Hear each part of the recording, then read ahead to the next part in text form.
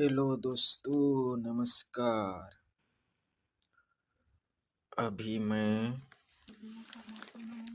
सर्दी ठंडी का मौसम है। मेरा बाबू का कफ जम गया है, तो मैं अभी उसको इससे भाप लगाऊंगा ताकि उनका कफ ढीला हो सके और सांस लेने में आसानी होगा।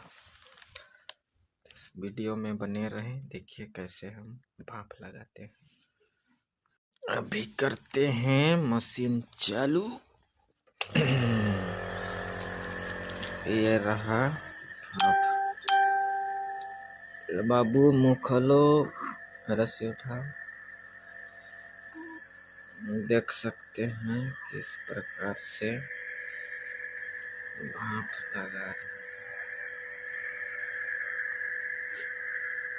मुँह खोलो, उसके बाद ना अंदर जाएगा भाप।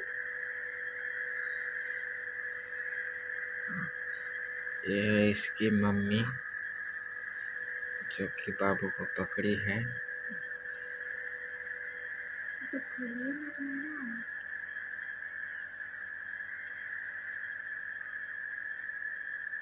बाबू